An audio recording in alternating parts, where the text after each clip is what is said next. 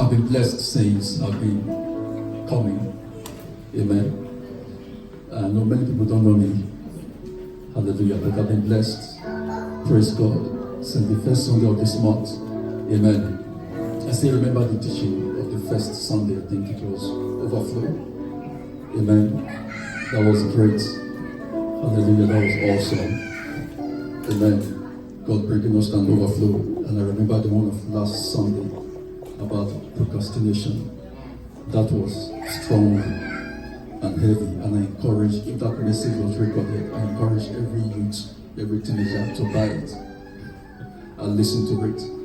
Amen. Praise God. Because the Bible says, remember your Creator in the days of your youth. Amen. There are certain things when you grow old, you can't do, you can only wish you would have done it when you were younger. Amen.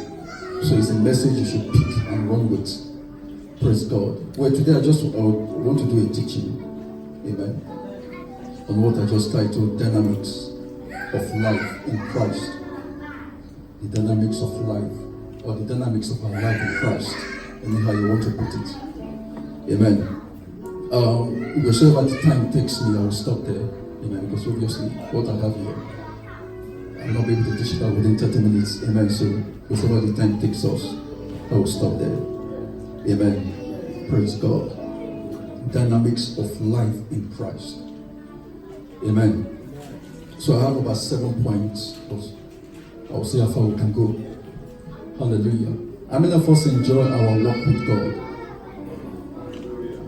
Amen. You enjoy your walk with the Holy Spirit.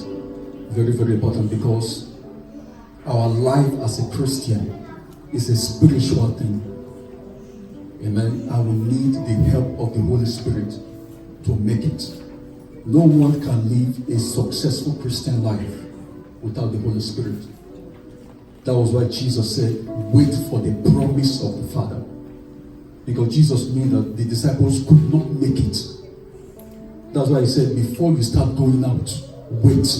Lock yourself in until you receive the promise of the Father. Amen. So you can't make it without the Holy Spirit. Praise God. Amen. So I have about certain dynamics of Christianity, so to speak, I just want to share with us. Amen. My first point here is this, and I want us to take it serious, is that as a believer, as a Christian, never lose hope. Amen. Never lose your hope. Praise God. There is nothing lost that cannot be found. There is nothing lost that cannot be recovered. So as a Christian, I've learned that I should never lose hope in anything I'm pursuing in life. Amen. Hope is a spiritual force and is part of God's attribute. When the Bible says there are three things that remain it: faith, hope, and love. It says these three remain forever. So I came to discover that must be certain things or the substance that make God who He is. God is a God of faith. God is a God of love. And God is a God of hope. Amen. So never lose your hope. There is nothing that is lost that you can't recover. Amen. That is the truth. Because even God said, I will restore the years that the cankerworms have eaten. So before God, nothing is lost. Except you make up your mind that it's lost. I discovered something, that God never gives hope on anybody. That is God. He will never give up hope on you. He will never give up on you except you give up on yourself. So don't ever lose hope. Personally, I select the kind of messages I listen to. Amen. Praise God. There are certain things you will hear that, look, I know I've heard this so many times, that when you grow old, it's gone. The truth is this: God can exchange an old bone for a 17 years bone. Amen. Nothing is hopeless before God. I heard in the news some time ago that a 73 years old woman gave birth to a child for the first time. Nothing is impossible with God. So don't ever lose hope in anything. If there's a dream that you feel you can no longer fulfill it, go back home and pick it up. Amen. Don't ever lose hope. If you look at the life of David, when the Bible says, I love the story very well, I think it should be in either First Chronicles, I'm not sure, I didn't write it down, where the Bible says they were in Ziklag. David and his men went to fight. And when they returned to their camp in Ziklag, they discovered that Ziklag had been burned with fire. And what happened? The Philistines, the enemy, have carried all the children, all their wives, taking them to captivity. And the Bible says, when David and his men returned and discovered that everyone was on fire, they couldn't find their wife and their children. The Bible says they wept. I don't know if you've seen men weeping. Amen. I don't know if you've seen strong men weeping. The Bible says they wept until they could no longer cry again. The tears inside of them was dried up. And the Bible says they thought of stoning David because every man was consigned for his son and for his daughter. Amen. Though the first time I read that, I once made a joke that I wondered why they were not consigned for their wives. Because that's what the Bible says. It said every man was consigned for his son and for his daughter. Because there's hope to marry another wife. Well, but that's what the Bible says. So I just asked myself a question: why were you not concerned about your wives? That the enemy carried them away. Amen. So the Bible says David wept as well. But the Bible says after David consulted God, God told him, He said, pursue. You will surely overtake and you will recover all. Amen. So my first point is this: don't let your hope die in anything. Don't lose hope in anything at all. Amen. Praise God. If you look at the Bible, if you read Romans chapter 4, verse 17 and 18, God was speaking. He said, I give life to the dead. So that means before God, nothing is dead. If you read Ezekiel chapter 37, from verse 1 to the end, he talks about the dry bones. And I love, we've preached a lot regarding the first 10 verses. But when you read the next verse from verse 11, I love what God said. God was trying to interpret the dry bones. He said, this is the meaning. The Israelites says, we are dead. We're already buried. But God was saying, listen, before me, nothing is hopeless. Even if you're already buried in the grave, he said, I will open your graves and bring you out. Amen. So before God, nothing is a forgotten matter. So I want you to know this. Praise God. Don't ever lose hope. Don't ever lose hope. Amen. I'll go to the next point. Praise God. Number 2, never lose your joy. Very, very important as a Christian. Don't let anything take your joy from you. Amen. Joy is a powerful force. It gives you a positive outlook. It strengthens you. Isaiah chapter 12 verse 3 says, for with joy ye shall draw water from the wells of salvation. Amen. Because I discovered that one of the greatest attack of the enemy is to steal our joy from us. Amen. Is to make us to be sad at all times. So don't lose your joy. Don't lose your joy. Amen. Don't lose your joy for anything. Hold on to your joy. If you read Philippians chapter 4 verse 4, it says, rejoice. Again I say rejoice. Amen. And chapter 3 first says, rejoice. He said, I know I've written this thing to you before, but now I'm reminding you of it. Keep rejoicing at all times. Don't let anything take the joy of the Lord from your heart. Amen. Very, very important. If you read Joel chapter 1 verse 12. Sorry, I'm very fast. I don't know if, oh, great. If you read Joel chapter 1 verse 12, there was something the Bible says. It says, the vine is dried up, and the fig tree languisheth. The pomegranate, whatever it's called, the pomegranate tree, and the palm tree also, and the apple tree, even all the trees of the field are withered. The reason is because joy is withered away from the sons of men. Amen. So if you let go of joy, you are actually causing things around you to dry up. Amen. One of the secrets of overcoming challenges is maintaining a joyful attitude in the midst of challenges. Praise God. No matter what you are going through, the devil runs mad when he sees that despite your challenges in life, you are still making praise to God. You are making praise to happen. Amen. The devil runs mad. Praise God. If you read Nehemiah from verse 1 to 12, there was something I learned about that story. The Bible talked about that in those days, the book of the law was missing. I will just paraphrase the story. The book of the law was missing, and everybody was behaving as they like, so to speak. So at a particular time, they found the lost law of the book. And when they started reading it, the Bible says the people started crying. They wailed. I don't know if the scripture is there. Nehemiah chapter 8 from verse 1 to 12. They cried. Then the Bible says a time came, Ezra, the scribe, or was he a priest, started explaining the book of the law to the people. And the Bible says when they understood what was written in, they started rejoicing. And Nehemiah said, you don't need to cry anymore. So I discovered something from that scripture. If you understand what is written about you, you will stop disturbing yourself.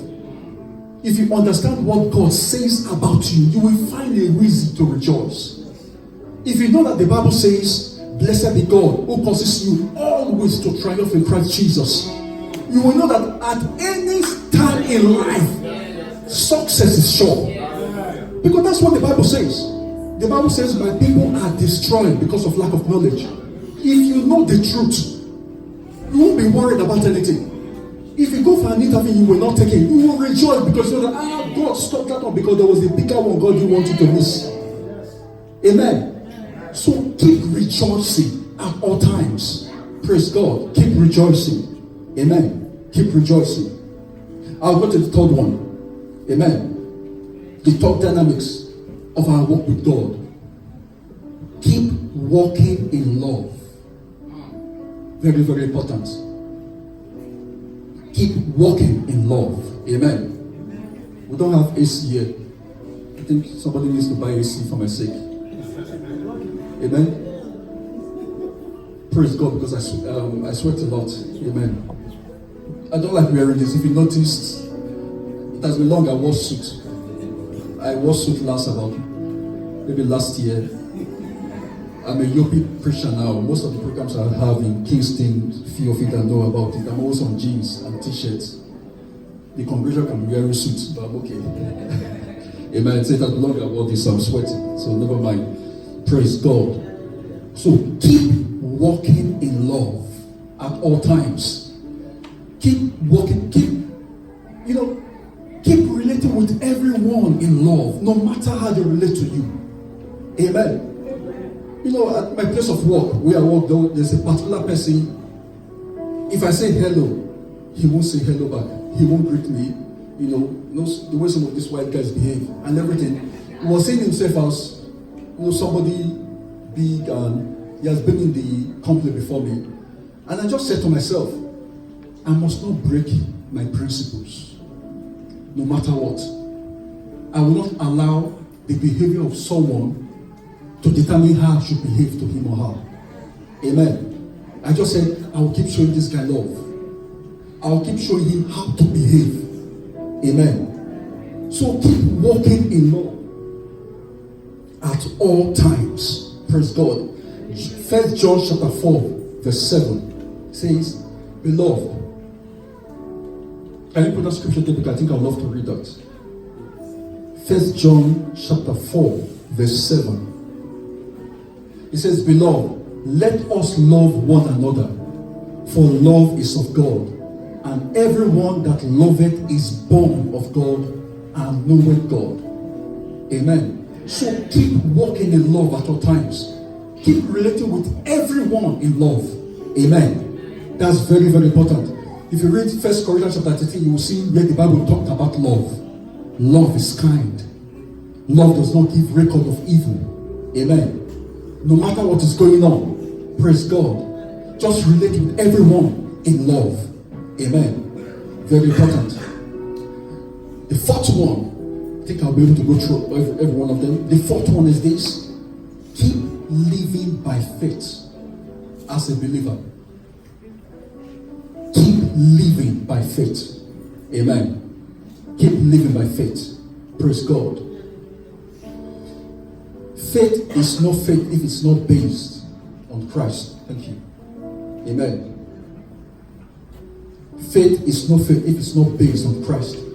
It is your responsibility and my responsibility to build up my faith in Christ.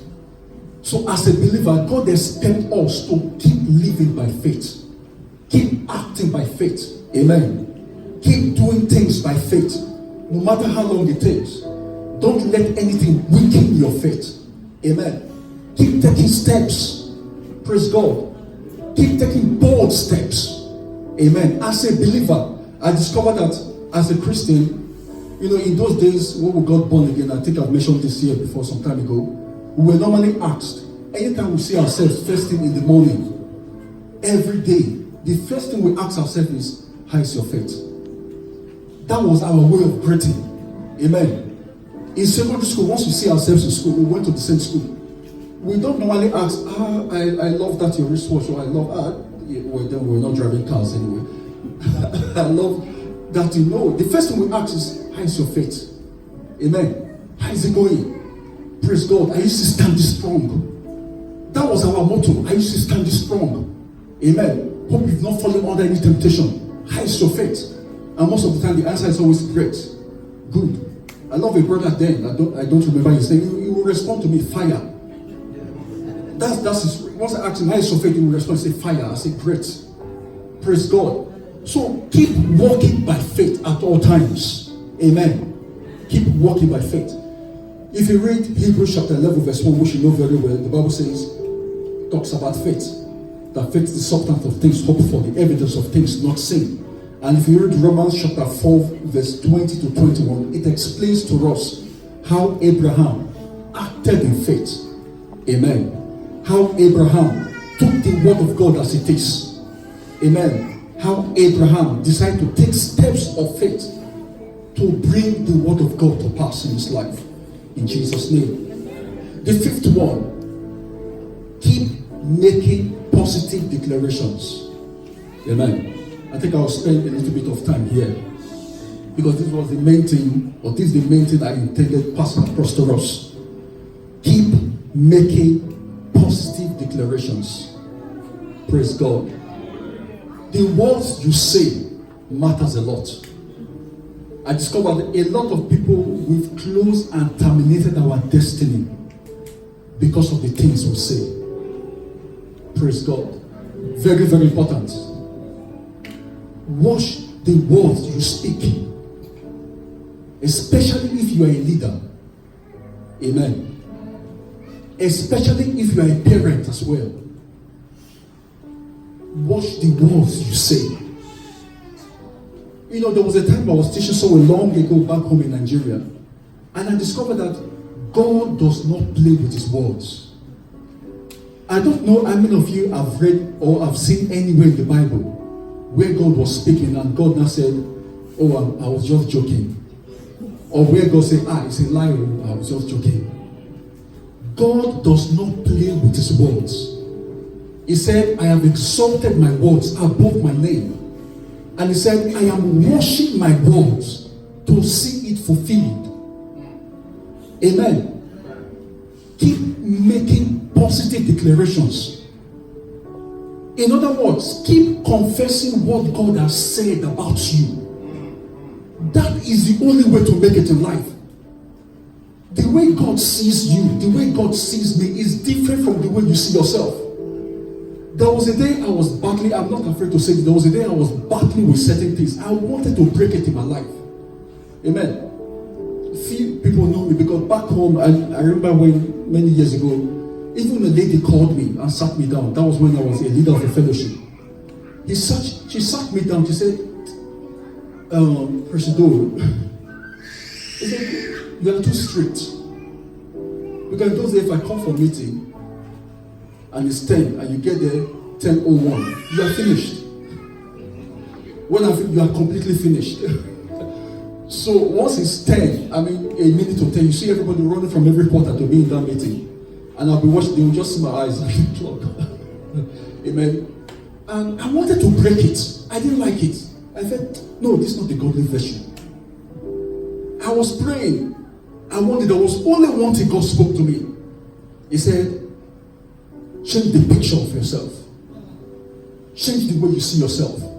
Look, there are many things we pray about ourselves. Oh God, break this, break this. The only thing we just need to do is to change our mentality. Change the way you think about yourself.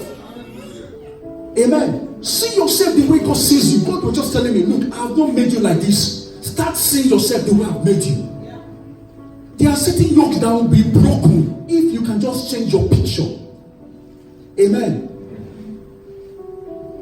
Take note of your declarations. What you say as a leader. Amen. Very, very important. If you read Numbers chapter 13, you will discover that the men Moses sent to spy the promised land were not just ordinary men. But the Bible says he selected leaders. Because Moses and God knew that the words of the leaders will influence the people. This is not a leadership something, but I've taught in some few leadership stuff and I've said this kind of things before. A leader must be careful with the words that come out of your mouth. Look, a parent can bless a child. You may wonder what the Bible says, why the Bible says honor your father and mother. Because God knows that if your parent bless you, even God will not stop it. He won't stop it. So the Bible says he called leaders and sent them to spy the promised land, so that they can bring back words. And if you study that place very well, the Bible says from the tribe of Reuben, the leader of that tribe, That was what was chosen. From the tribe of Ephraim, the leader of that tribe was sent. There were leaders that were sent to spy the promised land. And those leaders came back with reports. The intention is that so that they can influence the people to the promised land. So as a leader, every word you say affects somebody. Amen. I'm going somewhere. Because I discovered that normally I encourage people, mind the camp you join. I've taken time to study that. It's my time up. No. I've taken time to study that. If you study that book, you discover that the people that came back, the 10 that came back with negative result, go back to the book of Genesis. You will see the kind of things Jacob said about each of those tribes. So what you say is because of the camp you find yourself. Amen. Watch what you say. Praise God. Watch what you say as a leader. Amen. If you can say the same thing the leader of this house is saying, we'll go very far. Praise God. We'll go very far. Look at what God said in that same book, verse 28. That's chapter 14, verse 20. It says, God was speaking, he said, as I have heard in my ears, so will I do unto you. Amen. We ought to be declaring at all times. Praise God. Let me read somewhere for us, Psalm 103. I think I will round up. I will stop here because this was actually my main message. Amen. Psalm 103, verse 20. If you can put that up on the screen, I think I will appreciate that. It says, bless the Lord, ye his angels, that excel in strength, that do his commandments, hearkening unto the voice of his words. I discovered something. Angels execute every word you say. The Bible says, the angels hearken unto the voice of his words. The voice of God's word. And who are those that declare the voice of God's word? Believers. So angels hearken to the voice you say. What you say, your angels are hearkening to it. Whatsoever comes out of your mouth, that's what they will execute. Amen. So if you can be bold enough to declare what God is saying, the angels will be bold enough to bring it to pass. Mind what you say. Amen. And as a church, as a believer, I love what General Vasia says anytime he comes here. And our spirit are always, no matter where I am, our spirit are always, even if I'm in Japan, we are always connected. Forget, you've not seen me here for some years. We are always connected. Praise God. I love what he says. Anytime he comes here, most times he will say, I see us using Wembley. My wife will say, I told her some years ago, a few years ago, I said, I don't know what is happening. I keep seeing great crowds. Massive crowd. I'm not sleeping. I'll be praying. I'll just say, I said, what is this? If I told you, I will say, I can see something. So anytime he says here, he says, I can see, we'll use Wembley. I said, great. I've been seeing certain things. So it is a taboo for any leader to now come here and say, I love a small church. You leave the angels confused. The angels get confused. Because I believe that over every ministry there's an angel. So when the angel hears what the General Vasia says and he brings us a sword to go for action, then somebody else comes here and says something here. The angel says, what are they saying? And when an angel is confused, he does nothing. Because God is not the author of confusion. So if you want to go far in life, in ministry, anywhere, whatsoever comes out from the mouth of the head, carry it and run with it. Even if you don't understand it, run with it. Run with it. Amen. That is what happened in great ministries. They carry what the anchor man says and run, even when they don't understand. Praise God. There was a testimony of a woman. She just went to church and a pastor was exposing on how God will bore you of egos over any attack. So as she was going home, she was attacked. I don't know, I can't remember the attack. I don't know if it was an accident or anything. But the revelation she got while the message was going on was, God will bore me of ego feathers.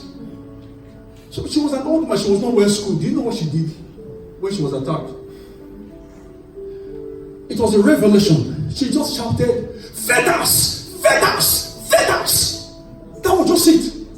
And she said an unknown force carried her out of that place. She just heard that because that was the teaching on that day. Beloved, you will go far if you say the same thing that God has revealed to the man of God. You will go far. So, what makes it is that I see those things too. And if you're seeing it, let's read our confession. Praise God. Let's not sin ourselves. There's a place in Isaiah chapter 54 where the Bible was saying that. It said, expand your tentacles. That is God. Look, God does not believe in small things. God was saying, expand your tentacles. I'm God. I don't believe in small things.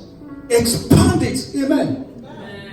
So my main message today is that keep making positive declarations, especially the ones you found in the Word of God. Amen. It may make no meaning to you, but keep confessing it. Praise God. Keep confessing it. It may look stupid when the Bible says, wow, I shall own houses and I shall give houses, as a gift. It may look stupid when the Bible says, ye shall lend to nations, not to individuals. You shall not borrow from none. Keep confessing it. It may look stupid. Keep confessing. I will lend to nations. I will lend to nations. I will not borrow from none. And what you say comes to pass. Praise God. In these days and age, it's time to be radical. Few of you don't know me. People say I'm not quiet too. In my closet, I'm not. When I'm praying, I'm not. I know what I demand. Amen. And I believe God that anything you ask for in prayer, I wrote a book. I think I dedicated it here. And in that book I said, if you believe in something, even if nobody believes in it, run with it. Run with it. Amen. And God will back you. If you found something in scriptures, even if nobody else has found it, as far as it's a revelation from the gospel, run with it. Amen. Let me run the book. I lost a dear friend who she knows, Pastor Charles. It pricked my heart, I almost wept. And we're discussing and everything. And I remember I told brethren that we're discussing with. I said, you know what? Because he went away like this does not mean that was the best. Amen. And I shared some scriptures with them in a different short group. I said, this is God's word to us. He said, even in old age, you shall bring forth fruit. Yes. So we're praying together. Because before he passed away, he sent me a text. He sent us a text. We're always chatting privately. He sent me a text. It's bringing me to my final point, which I didn't have time to share. In this life, live your life for God. That guy died in Christ. In this life, live your life for God. Amen. It's just that I know that was not the best of God for him. Because he's just older than me with 3 years or so he's still a young man. Praise God. And we're sharing scriptures together. And I told them, I said, for your information, I'm already planning my 80 years birthday. I said, I don't care what the Bible says. 80 years, I'm already planning it. Praise how it will be. Because I found something in scriptures that a child shall die at 100. Even in the Old Testament, it says, God says 70 is the minimum. I said, if you have strength, 120. So I said to myself, God forbid, I will see 80 years. I will see 80 years. Look, whether anybody believes it or not, I'm saying I know it. Because I found it's not just an empty words. Praise God. So keep declaring what you've seen in the Bible. Amen. In Jesus' precious name. Amen. Praise God. I apologize. I think I've spent 40 minutes. Hallelujah. Can you just rise up on your feet and just give God praise?